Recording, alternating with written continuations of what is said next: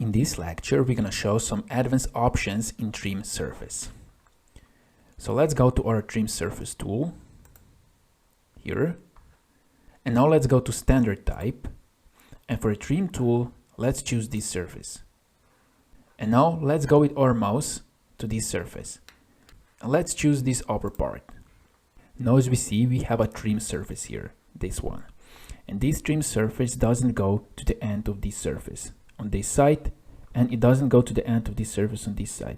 And that doesn't matter because we see in the preview that our trim surface ends here.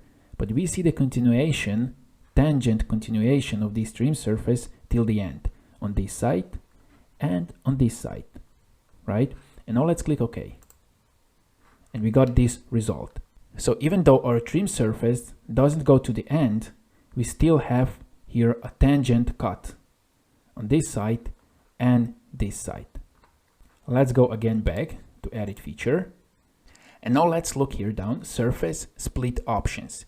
And we see that we have a checked natural. And this is by default.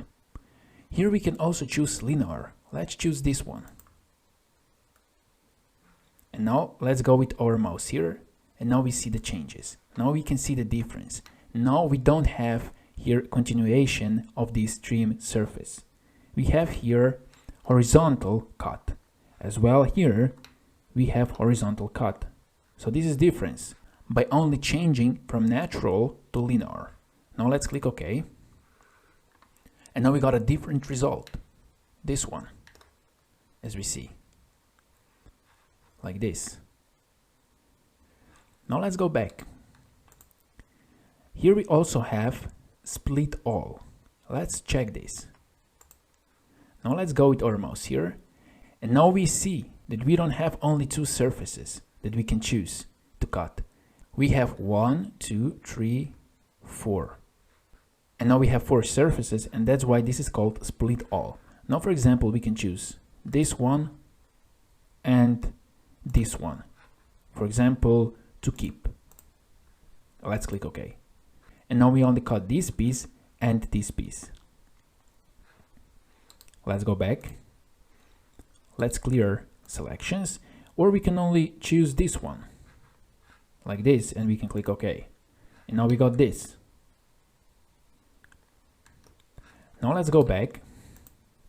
And now instead of linear, let's choose natural plus split all. Now if we go with the mouse here, now we see that we have more surfaces. 1, 2, 3, 4, 5, 6.